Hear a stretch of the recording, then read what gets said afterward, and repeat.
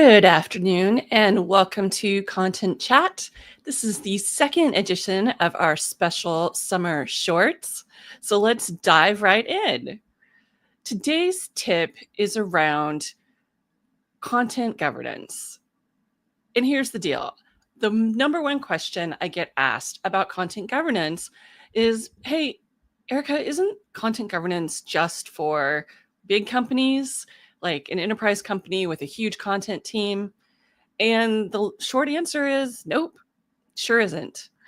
While you may not always call it content governance, you might just call it content fundamentals, in my opinion.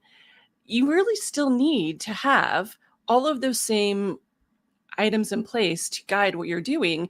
If you're a one person content team, if you're a small business, it's still incredibly helpful if you want to be able to scale what you're doing and ever have someone other than you be able to create content and for you to not have to review every single piece of content. You absolutely can benefit from having some of those fundamentals in place.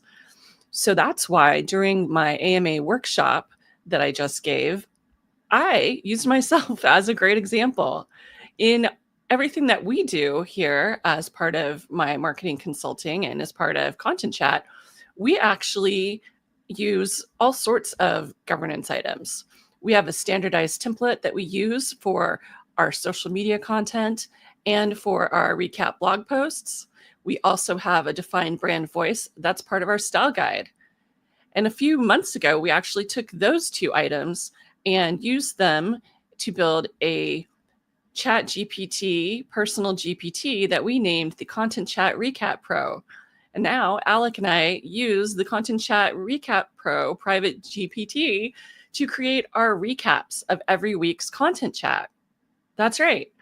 We may be a small but mighty team of exactly 2 people, but because we had those fundamentals in place, we were able to outsource creating the recap from our weekly content chat to AI.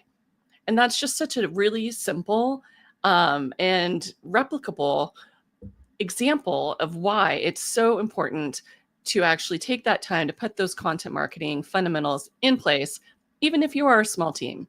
So I like to use myself as an example because then I can answer any questions that people have about that case study as well. Now, let's go to part 2 of our short this week, which is a clip from one of my favorite recent content chat conversations. And this was with Michele Linn talking about proprietary research to get your perspective on, how do you design your research with that reuse in mind? What does that look like?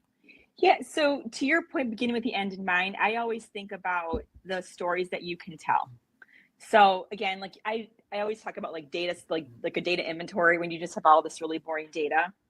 And it seems like I might be overstating that, but I cannot tell you how many marketers I talk to have done their own research and they were like, oh my gosh, I didn't really learn anything that was really all that interesting. Or I had all this data and I was like, what do I do with it? Or how do I use this to be interesting? So I've run into a lot of marketers who have run into that. So it's always thinking about what stories will I be able to tell? And like I mentioned like a minute ago, how can I use this as a jumping off place to start conversations, to reveal pain points, to show where there's missed opportunities and so forth. Michele always gives me so much great food for thought. And what I love about what she was talking about, starting with the end in mind and thinking about the stories you want to tell and weaving in proprietary research around those stories you want to tell to fill in the gaps and to support what you're talking about, guess what? Those same kinds of fundamentals that you put in place in order to be able to do things like create a custom GPT to create recaps, you also can use those kinds of fundamentals. So that way you are putting all those things up front, all of the different planning details, the messaging that you want to make sure to reinforce, the external sources of validation, et cetera. You can put all those things into your content planning template when you're creating your proprietary research to make sure that you stay on track with what you're asking.